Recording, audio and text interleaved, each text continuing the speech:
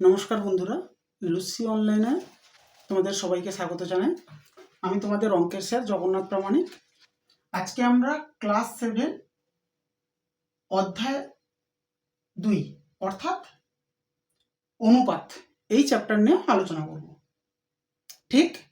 আচ্ছা, প্রথমত অনুপাতের কিছু বেসিক জ্ঞান একটু নিতে হবে, যেটা নিয়ে নিই। বেসিক বলতে কি না, এই চিহ্নটাকে আমরা বলছি কি অনুপাত চিহ্ন। ঠিক আছে, এবার কথা হচ্ছে অনুপাত হবে কাদের মধ্যে। অর্থাৎ আমি ধরো এদিকে লিখলাম এ আর এদিকে লিখলাম বি। এই এ আর বি এর যে অনুপাত আমরা বলছি এ অনুপাত বি, এটা হতে গেলে বা হবে তখনই যখন এ আর বি সমজাতীয় রাশি হবে। দাঁড়ালো কি ব্যাপারটা, ধরো আমরা 1 টাকা আর ধরো 2 টাকা, এদের অনুপাত হ্যাঁ স্যার করতে পারবো। কিন্তু ধরো 1 টাকা আর ধরো 2 কেজি বা কিগ্রা, এদের কিন্তু অনুপাত করতে পারবো না। কেন না, এদের একক একই নেই। ঠিক, তাহলে অনুপাত হচ্ছে সমজাতীয় রাশির মধ্যে হয়। ওই জন্য অনুপাতে দেখবে, যত অঙ্ক দেখবে অনুপাতের পাশে কোনো একক থাকে না। কেন থাকে না, না দুটো রাশি সমজাতীয়, তাই এদের একক যদি টাকা টাকা হয় তাহলে কেটে গেছে, কি পয়সা পয়সা হয় কেটে গেছে, তার জন্য এদের কোনো একক নেই। আচ্ছা, আর কি না, এই যে এ অনুপাত বি, এটা লেখা হয়েছে, আমরা পড়ছি এ ইজ টু বি বা এ অনুপাত বি, এটাকে এভাবেও লেখা যেতে পারে এ বাই বি। এটার মিনিং সেম, এ অনুপাত বি লিখি কি এ বাই বি লিখি, সেম কথা। আচ্ছা, এবার আর কি জানতে হবে, এই যে এ আছে আর বি আছে, এদের মধ্যে কিছু সম্পর্ক হতে পারে। যেমন কি, যে ধরো এ বড় হলো বি ছোট হলো, এটা একটা হতে পারে, হ্যাঁ স্যার হতে পারে। বা ধরো এ ছোট হলো বি বড় হলো। বা আরেকটা কেস হতে পারে এ আর বি সমান হলো। আমাদেরকে জানতে হবে এটা যখন এদের মধ্যে এই সিচুয়েশন হবে তখন একে কি বলবো, কি এই সিচুয়েশন হলে কি বলবো বা এই সিচুয়েশন হলে কি বলবো। যখন এই সিচুয়েশন হবে, অর্থাৎ আচ্ছা আরেকটা কথা বলে দিই, এই যে প্রথমে যে আছে অনুপাতের প্রথম, তাকে আমরা কি বলছি না, তাকে বলছি আমরা পূর্বপদ। আর দ্বিতীয় যে আছে তাকে আমরা কি বলছি, উত্তরপদ। বা তোমরা একে প্রথম পদ, একে দ্বিতীয় পদ, এটাও বলতে পারো, একই কথা। এবার যদি আমাদের পূর্বপদ বড় হয় উত্তরপদ ছোট হয়, তখন কি না, তখন সেই অনুপাতকে আমরা বলবো কি গুরু অনুপাত।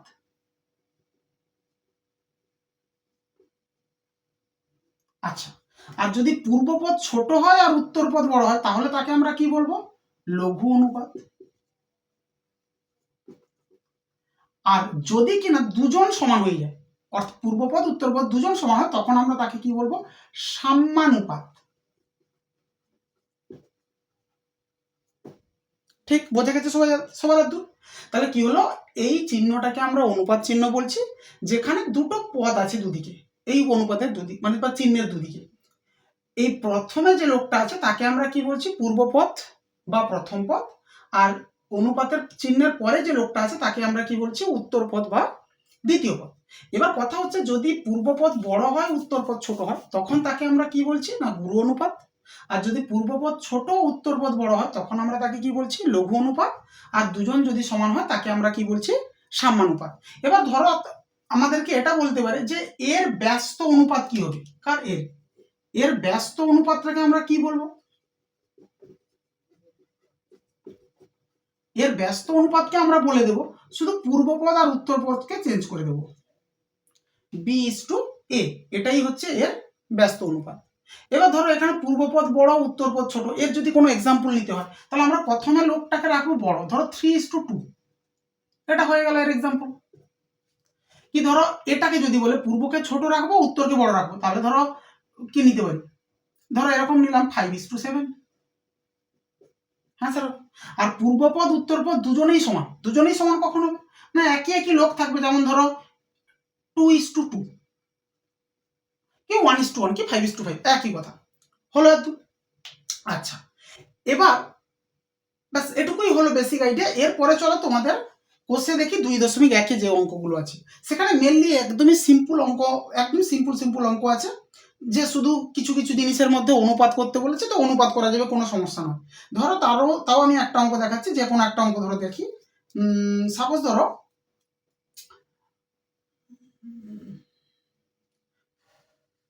আচ্ছা, ধরো আমি নিয়ে নিচ্ছি কিরকম, ধরো 4-এর দাগ আমি নিচ্ছি, 4-এর দাগ।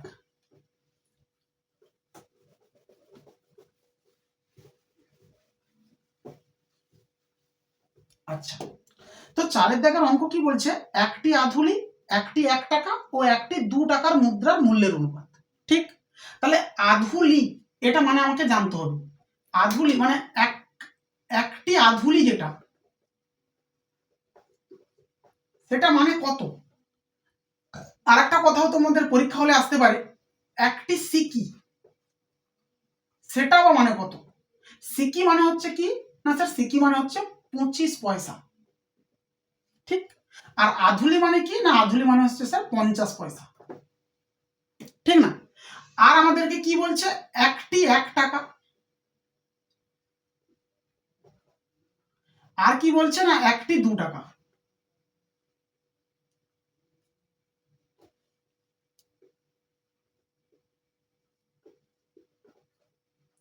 এই তিনজনের আমাকে কি করতে হবে, অনুপাত বের করতে হবে।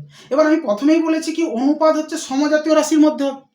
তাহলে দেখো খেয়াল করে, আধুলি তো পয়সায় আছে, এটা তো টাকা, এটাও টাকা, তাহলে আমাদেরকে কি করতে হবে, হয় পয়সাকে টাকায় ট্রান্সফার করতে হবে, না হলে পয়সা টাকাকে পয়সায় ট্রান্সফার করতে হবে। তো আমি এর জন্য কি করছি, পয়সা যখন এটা আছে আমরা এগুলোকে সবকে কি করি, পয়সায় ট্রান্সফার করে দিই। 1 টাকা মানে কত পয়সা স্যার, আমাদের জানা আছে 100 পয়সা। আর 2 টাকা মানে কত পয়সা না 200 পয়সা। সমস্ত সবার একক একই হয়েছে, তো অতএব আমরা লিখছি নির্ণেয় অনুপাত।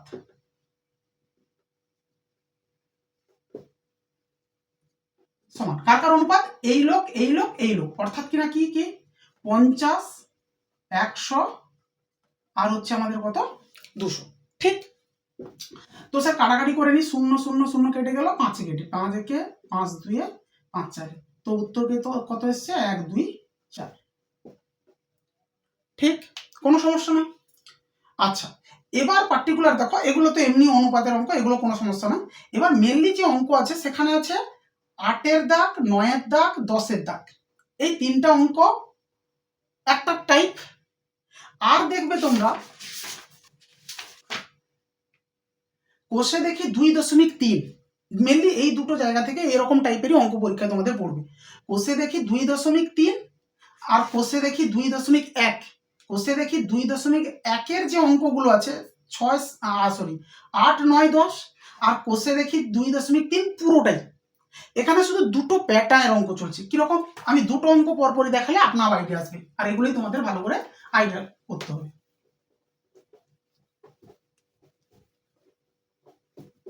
আচ্ছা, ধরো 8-এর দাগ, 9-এর দাগ, 10-এর দাগ, তিনটা অঙ্কের মধ্যে আমি যে কোনো একটা অঙ্ক দেখাচ্ছি। সাপোজ ধরো 10-এর দাগের অঙ্ক। আচ্ছা, এটা চলছে কত, কোষে দেখি 2.1। বেশ, এটা লেখা থাক। 10-এর দাগের অঙ্ক কি বলছে, আবার প্রশ্ন করি। বলছে বৃত্তের পরিধি ও ব্যাসের অনুপাত দেওয়া আছে কত, 22:7। বেশ, আমাকে বলছে কি যে বৃত্তের ব্যাসের দৈর্ঘ্য 2 মিটার 1 ডেসিমিটার, সেই বৃত্তের পরিধি হিসাব করে লিখি। তাহলে প্রথমে প্রশ্ন পড়ে খেয়াল করে একবার, যে দুজনের অনুপাত দেওয়া আছে, অর্থাৎ কার কার, পরিধি আর ব্যাস, এই দুজনের অনুপাতের মধ্যে একজনের মান কিন্তু দেওয়া আছে আমাদেরকে, কার, ব্যাসের মান দেওয়া আছে। কথা কি বোঝা গেছে এবার, পরিধি আর ব্যাসের অনুপাতের মধ্যে দেওয়া আছে কার মান, ব্যাসের মান। তাহলে এটা একটা টাইপ, যখন যে দুজনের অনুপাত আছে তার মধ্যে একজনের মান দেওয়া থাকবে, তখন আমরা এগোবো যে প্রসেসে করছি এখন এরকম। কিন্তু যদি যে দুজনের অনুপাত দেওয়া আছে তাদের মধ্যে সবার মানে টোটাল মান দেওয়া থাকে, তখন আর একটা টাইপ যেটা আছে কোষে দেখি 2.3। কথা কি বোঝা গেছে? আমি একবার অঙ্ক করে তাহলে বুঝতে পারবো 10-এর দাগে। তাহলে আমরা লিখে নেবো বই দেখে দেখে কার কার অনুপাত দেওয়া আছে, বৃত্তের পরিধি ও ব্যাসের অনুপাত, তাই লিখবো বৃত্তের পরিধি ও ব্যাসের অনুপাত। ব্যাসের অনুপাত, পরিধি ও ব্যাসের অনুপাত বইতে কত বলছে না স্যার, বলছে 22:7। ঠিক, আচ্ছা, তো এবার আমি লিখি এখানে কার কার অনুপাত, পরিধি আর ব্যাসের অনুপাত, তো আমরা বা দিতে পারি, বা অতএব বা দিই, বৃত্তের পরিধি বাই, স্যার বাই কেন, অনুপাত থাকলে আমি প্রথমেই বলেছিলাম এ অনুপাত বি মানে এ বাই বি, এরকম লেখা যায়। তাহলে বৃত্তের পরিধি আর বৃত্তের ব্যাস, নিচে কি থাকছে আমাদের বৃত্তের ব্যাস, এই দুজনের অনুপাত কত দেওয়া আছে 22:7, তার মানে আমরা লিখতে পারি 22/7। আর তো কোনো সমস্যা নেই, দুজনের অনুপাত দেওয়া ছিল তো বাই বাই আকারে লিখে নিয়েছি, যেহেতু অনুপাতকে বাই আকারে লেখা যায়। এবার কি না স্যার, এবার হচ্ছে এই দুজনের মধ্যে একজনের মান আমাদের জানা আছে। এখানে 8-এর দাগের 9-এর দাগ 10 দাগ তিনটা অঙ্কেই দেখবে প্রত্যেক সময় একজনের করে মান দেওয়া আছে। তো আমাকে দেওয়া আছে কার মান, বৃত্তের ব্যাসের মান। তাহলে সাইডে আমরা একটু চলে আসি, বৃত্তের ব্যাস কত বলছে না স্যার, বৃত্তের ব্যাস বলছে 2 মিটার 1 ডেসিমিটার, 2 মিটার 1 ডেসিমিটার। ঠিক, এবার দেখো 2 মিটার 1 ডেসিমিটার মানে একে যদি আমরা চেঞ্জ করে দিই, ধরো ডেসিতে ট্রান্সফার করে দিই, তাহলে মিটার থেকে deci, kilo hecto deca metre deci, metre deci. তাহলে সামনে এগোচ্ছি, 10 দিয়ে গুণ দিতে হবে, 2 গুণ 10 যোগ, আর আমাদের হাতে ছিল কত 1, তাহলে কত, এটা কিন্তু একক চলছে কিসে ডেসিমি,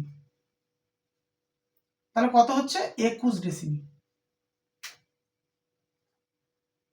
বোঝা গেছে সবাই? তাহলে বৃত্তের ব্যাসের দৈর্ঘ্য আমরা কত পেয়ে গেলাম 21 ডেসিমি। ঠিক, এটা ব্যাসের জায়গায় বসে, যার মান দেওয়া আছে তার জায়গায় বসাবো। তাহলে বা উপরে তো বৃত্তের পরিধি আছে, হ্যাঁ স্যার ঠিক আছে, যা আছে লেখা তাই।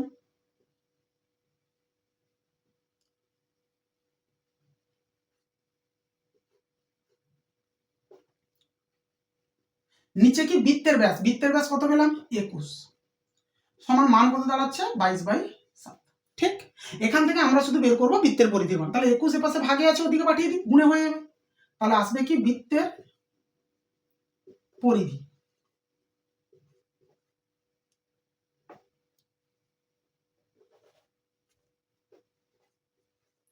কত হচ্ছে স্যার না 22/7 তো ছিলই, সাথে যাচ্ছে কোন একে 21, তো কাটাকাটি করে দিই, 7 3 21, উত্তর কত হলো 22 3 66 ডেসিমি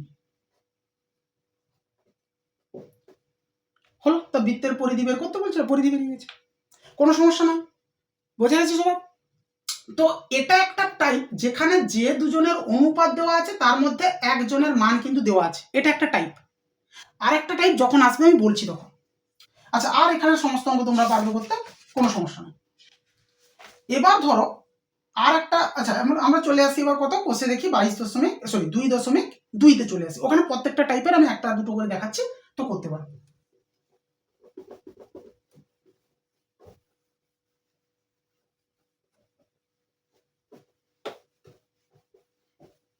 আচ্ছা, কোষে দেখি 2.2তে কি কি আছে না, আমাদেরকে প্রথম 1-এর দাগের বলছে লঘিষ্ঠ আকারে পরিণত করি এবং প্রত্যেকটি অনুপাতের কি করি ব্যস্ত অনুপাতে নির্ণয় করি।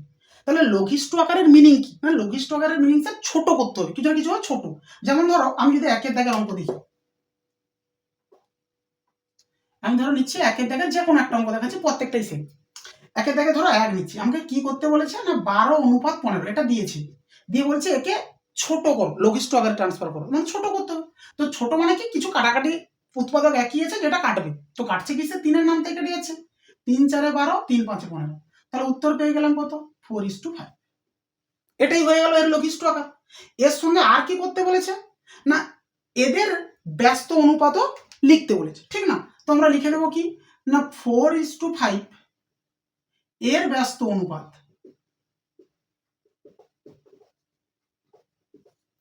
স্যার ব্যস্ত অনুপাত মানে আমাদের জানা আছে কি হয় না, পূর্বপদ উত্তরপদ প্লেস চেঞ্জ করে নিজেদের মধ্যে, অর্থাৎ কিনা 5:4। বোঝা গেছে সবাই? একদমই সহজ। এবার ধরো 2-এর দাগে কি বলছে না, ভগ্নাংশ আছে বা দশমিক আছে, সেগুলোকে নিয়ে যেতে হবে কোথায়, পূর্ণ সংখ্যায় নিয়ে যেতে হবে। যেমন ধরো আমি যে কোনো একটা অঙ্ক দেখাচ্ছি, সাপোজ ধরো 2-এর দাগের আমি নিচ্ছি কত সি, 2-এর দাগের কত করছি সি করছি, আমাকে দেওয়া আছে কত 0.7 কত দেওয়া আছে আমাকে 0.49।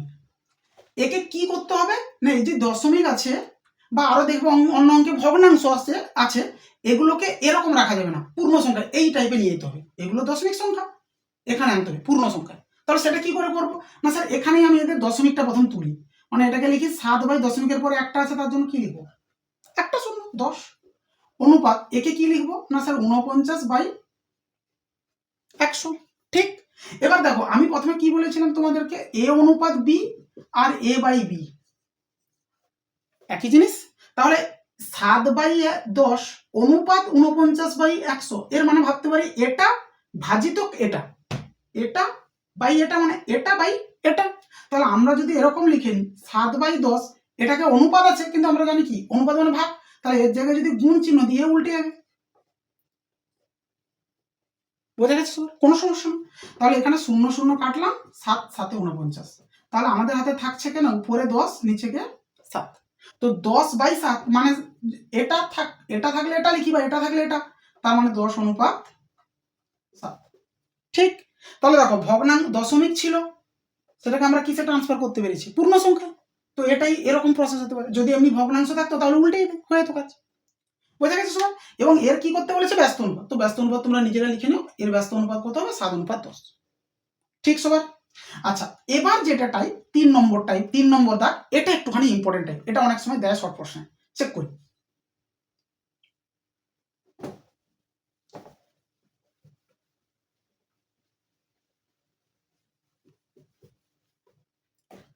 আচ্ছা, 3-এর দাগে দেখো, যে কোনো অঙ্ক নিচ্ছি পরে একটুখানি, আমি আগে বুঝে নিই যেটা করতে বলেছে তার মিনিং কি।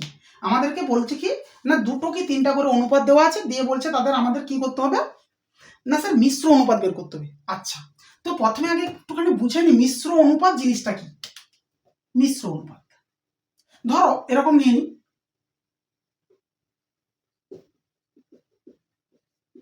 মিশ্র অনুপাত। আচ্ছা স্যার, এই জিনিস কি, ধরো আমাদের হাতে 3টা অনুপাত দিয়েছে, এ অনুপাত বি একটা, সি অনুপাত ডি একটা, আর ধরো ই অনুপাত এ একটা।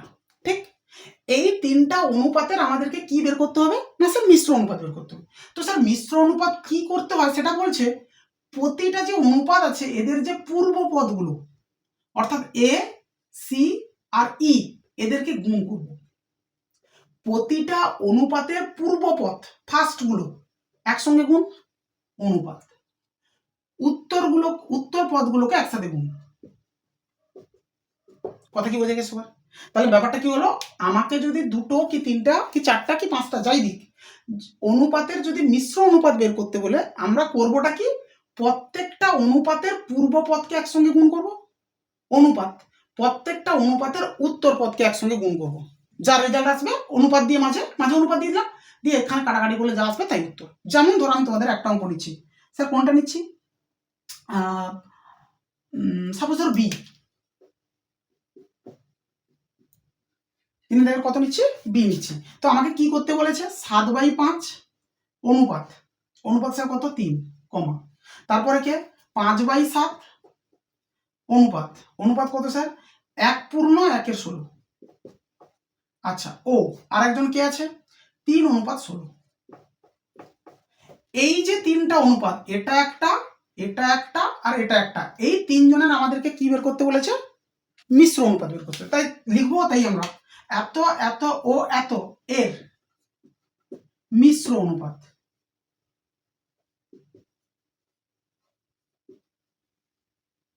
সমান। ঠিক। এদের মিশ্র অনুপাত কি হবে স্যার, প্রথম প্রথম প্রথম একসঙ্গে গুণ, প্রথম গুণ প্রথম গুণ প্রথম। সর বোঝা গেছে? কোনো সমস্যা নয়। অনুপাত দ্বিতীয় দ্বিতীয় দ্বিতীয় একসঙ্গে গুণ, স্যার 3। এখানে দ্বিতীয় বলতে 1/1/6 না স্যার, 1/1/16 ছিল, অঙ্ক একটু ভুল তুলেছে, 1/1/16 ভালো করে। আচ্ছা, এটা মানে কত 16 × 17/16, সবাই জানা আছে 17/16 গুণ, আর স্যার লাস্টে কে বসে আছে 16। ঠিক। প্রত্যেকটা অনুপাতের পূর্বপদ একসাথে গুণ, অনুপাত প্রত্যেকটা অনুপাতের উত্তরপদ একসাথে গুণ। এবার দেখা যাক কি কাটাকাটি হবে। এই জায়গায় আগে কাটাকাটি করি, এই জায়গায় স্যার কি কি কাটছে 7 7 5 5, এখানে স্যার কি হচ্ছে 16 16 ক্যান্সেল, ঠিক না? আছে কে 3 অনুপাত 17 3 51, 3 অনুপাত 51। এবার 3 আর 51 এরা নিজের আবার কাটাকাটি হবে। হ্যাঁ স্যার 3 এর নাম দিয়ে কাটছে, 3 একে 3, 3 17 51, তাহলে উত্তর কত হচ্ছে 1:17। বোঝা গেছে সবার? আমাদেরকে মিশ্র অনুপাত করতে বলছে, এবার সঙ্গে লিখতে বলছে যে এটা যে এলো এটা গুরু অনুপাত, লঘু অনুপাত না সাম্যানুপাত। অবভিয়াসলি দেখে বোঝা যাচ্ছে পূর্বপদ ছোট উত্তরপদ বড়, তার মানে কি এটা না স্যার লঘু অনুপাত।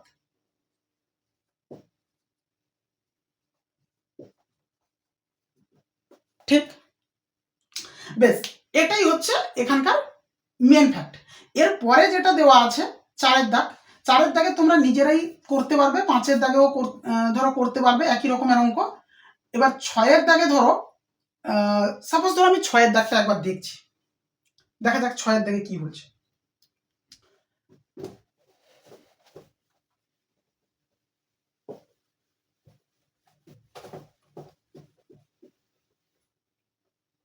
একবার 6-এর দাগ চেক করে বলছে কি, এটা ঠিক ঠিক আগের মতোই যেরকম করছিলাম, দুটি বাড়ির দামের অনুপাত দেওয়া আছে আর দ্বিতীয় বাড়ির দাম দেওয়া আছে, তাহলে প্রথম বাড়ির দাম কত, এটা তোমরা করতে পারবে। একটু আগেই দেখালাম যে দুজনের অনুপাত থাকে তার মধ্যে যদি একজনের মান দেওয়া থাকে তখন আমরা কি করি, বাই বাই করে নিই, করে নিলে তোমরা কি দ্বিতীয় বাড়ির যেহেতু দাম দেওয়া আছে তাহলে তোমরা প্রথম বাড়ির দাম বের করে নিতে পারবে।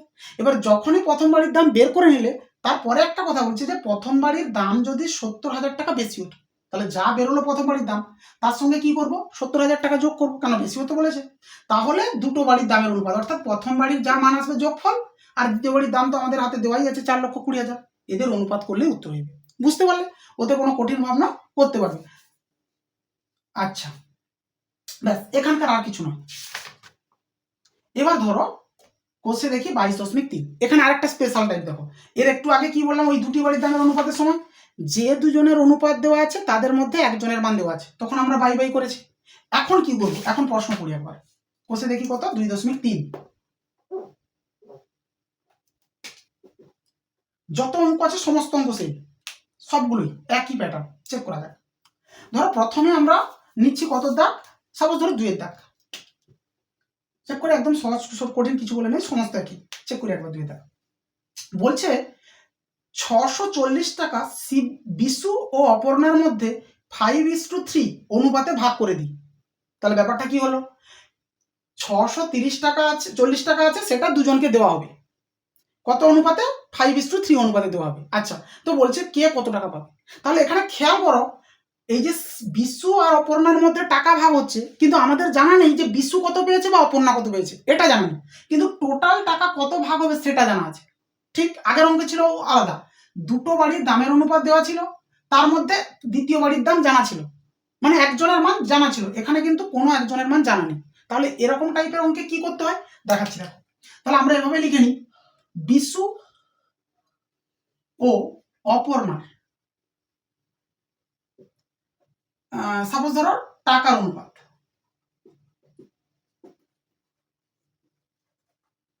কত, বইতে বলছে 5:3। ঠিক, এবার এখানে কিন্তু বিশুর টাকা বাই অপর্ণার টাকা এটা করব না, কেন কেন করবো না এটা, না এখানে দুজনের মধ্যে একজনের মান জানা নেই, আমাদের দুজনের মধ্যে টোটাল মান জানা আছে। তো এখন কি করতে হয়, না এখানে আমাদের লিখতে হয় কি, বিশুর টাকার আনুপাতিক ভাগার। আনুপাতিক ভাগারের মিনিং কি হলো, টোটাল দেখো 5 আর 3, তাহলে যোগ যদি করে দিই 8, অর্থাৎ 8 ভাগের মধ্যে বিশু ক ভাগ নিয়েছে সেটা হচ্ছে তার আনুপাতিক ভাগার। সিমিলারলি 8 ভাগের মধ্যে অপর্ণা কত নিয়েছে সেটা হচ্ছে তার টোটালের মধ্যে ক ভাগ, 3 ভাগ, তো সেটাই লিখবো। তো এবার লিখছি কি হতে, বিশুর টাকার আনুপাতিক ভাগার, বিশুর টাকার আনুপাতিক ভাগার, মানে অনুপাত যে হিসাবে সেই হিসাবে সে কতটা ভাগ হার পেয়েছে, মানে কটা ভাগের মধ্যে কটা ভাগ পেয়েছে সেটাই আনুপাতিক ভাগার। সেটা স্যার কত হবে, না বিশু প্রথমে আছে, তাহলে প্রথমে এখানে 5 আছে, এবার এদের যোগ মানে টোটাল, টোটাল কত 8, অর্থাৎ 8 ভাগের মধ্যে বিশু পেয়েছে 5 ভাগ, সেটাই হচ্ছে আনুপাতিক ভাগার। সিমিলারলি কার লিখবো, অপর্ণার টাকার আনুপাতিক ভাগার, সেটা স্যার কত আসবে, না অপর্ণা পেয়েছে তো 3টা ভাগ, কিন্তু কটা ভাগের মধ্যে, টোটাল 8 ভাগের মধ্যে হলো। তাহলে এই অনুপাতে বিশু অপর্ণার মধ্যে টাকা ভাগ দেওয়া চলছে, তার মধ্যে বিশু পেয়ে গেছে কত 8 ভাগের মধ্যে 5 ভাগ, আর অপর্ণা পেয়ে গেছে কত 8 ভাগের মধ্যে 3 ভাগ, কিন্তু আমাদের হাতে টোটাল টাকা কত আছে, মানে যেটা তাদের মধ্যে ভাগ হবে সেটা কত স্যার 640, তো স্যার সেটা লিখি। এখন মোট অর্থের পরিমাণ,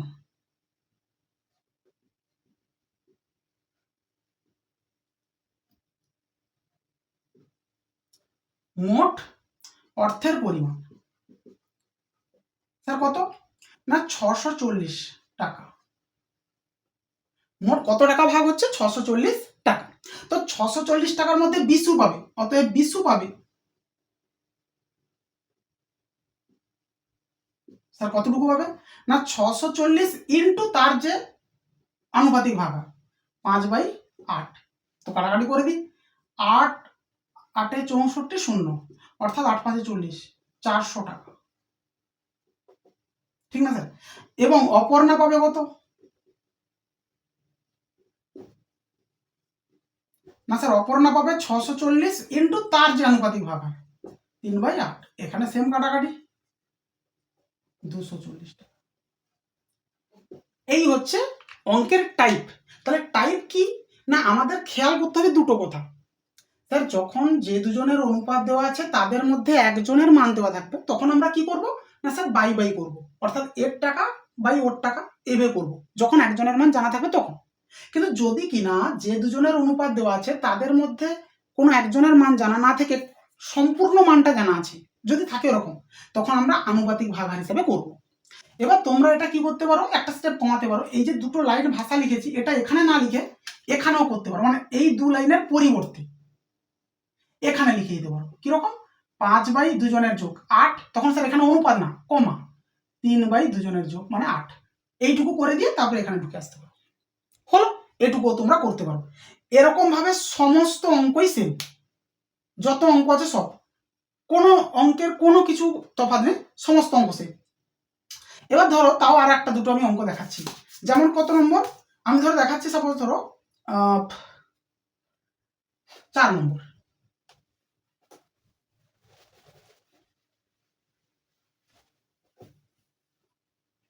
আচ্ছা স্যার 4 নম্বর কি বলছে, কোন বিদ্যালয়ে 143 জন শিশুর মধ্যে ছাত্রীর মধ্যে শুধুমাত্র গান করতে পারা ও নাচ করতে পারা ছাত্রী সংখ্যার অনুপাত। তাহলে আমাকে দেওয়া আছে কিসের কিসের অনুপাত সেটা আগে লিখে নিই। গান করতে পারা ও নাচ করতে পারা ছাত্রী সংখ্যার অনুপাত লিখি। গান করতে পারা ও নাচ করতে পারা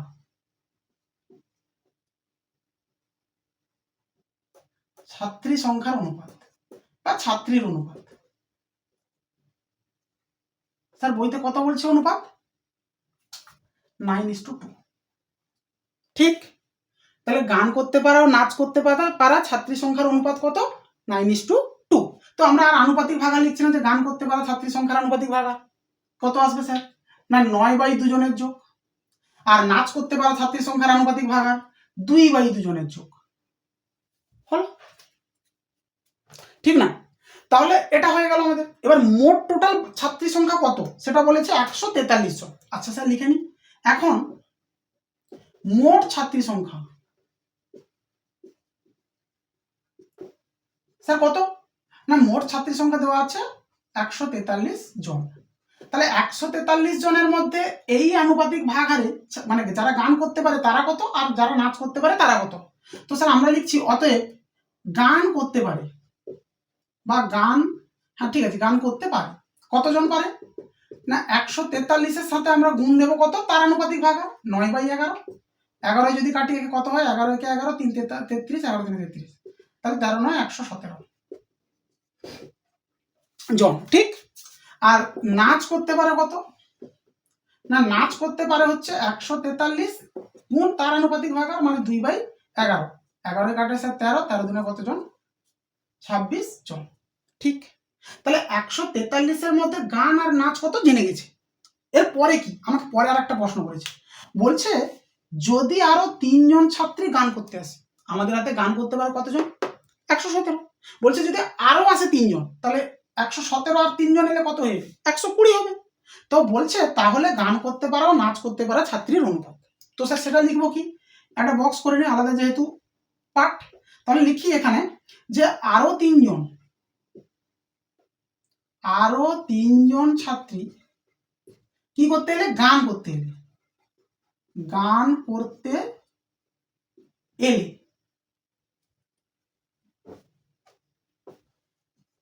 এলে গান করতে পারা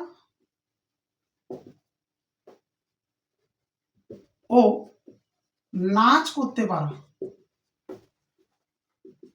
ছাত্রীর অনুপাত, স্যার কত আসবে?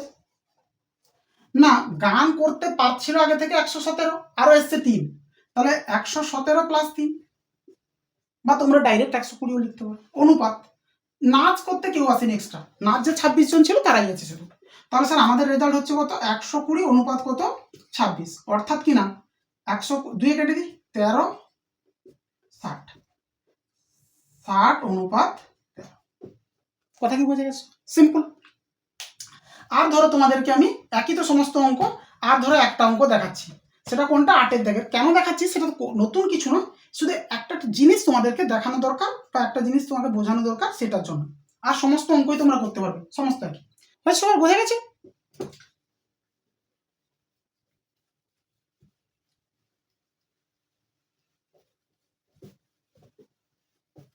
ধরো আর একটা অঙ্ক নিই, কত দাগ? 8-এর দাগ।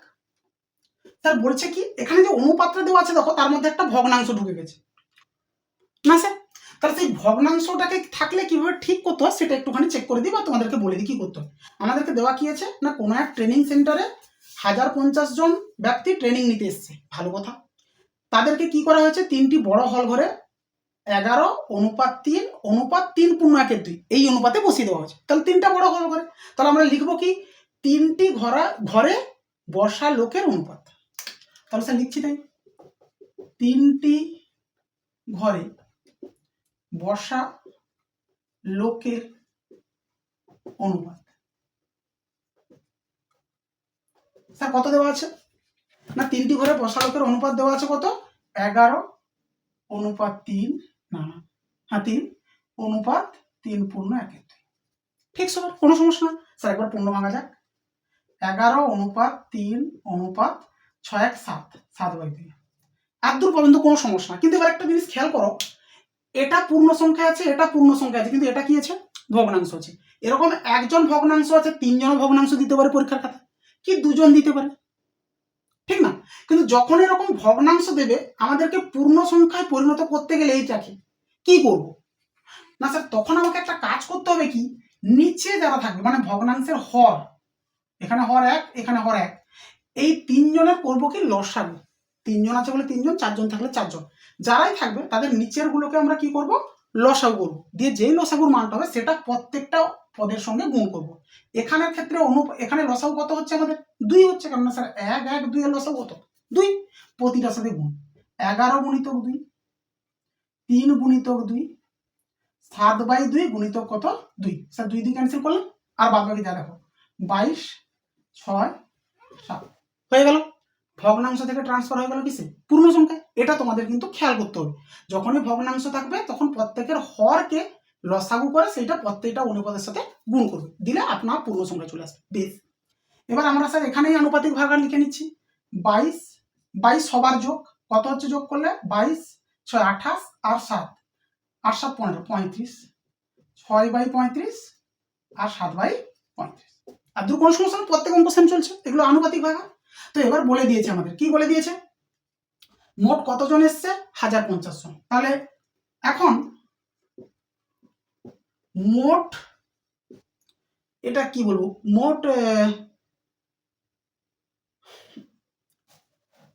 মোট লোক সংখ্যা ধরো, মোট লোক সংখ্যা কতজন এসছে ট্রেনিং নিতে? 1050 জন, ঠিক না স্যার? আমাকে জিজ্ঞেস করছে কি প্রথম ঘরে কতজন, দ্বিতীয় ঘরে কতজন, তৃতীয় ঘরে কতজন, অর্থাৎ প্রতিটা হল ঘরে কতজন বসছে। তো স্যার অতএব প্রথম ঘরে বসেছে, প্রথম ঘরে বসেছে স্যার কতজন হবে না, 1050-এর সঙ্গে আমরা গুণ করবো কত? প্রথমের আনুপাতিক ভাগার, অর্থাৎ 22/35। যদি দেখি আমরা এখানে ডাইরেক্ট যদি কাটাকাটি করতে চাই, 35 ধরো 35 কিসে কাটতে পারে? 3-এ, 3 5 15 5 হাতে 1, 3 3 9 10, 35 3-এ 105 আর একটা শূন্য, তাহলে আমাদের উত্তর কত হচ্ছে? 22 3 66 আর একটা শূন্য, এতজন প্রথম ঘরে বসলো। স্যার অতএব দ্বিতীয় ঘরে কতজন বসছে? একই ব্যাপার, তোমরা নিজেরাই পেরে যাবে।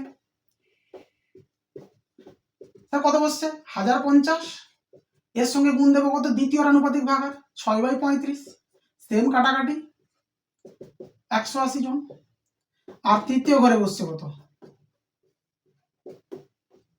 স্যার কত বসবে? ওই একই 1050, ইন্টু 7/35। তো কাটাকাটি করলে 35 3 30, 7 3 কত 21 জন, আরে সরি 210 জন।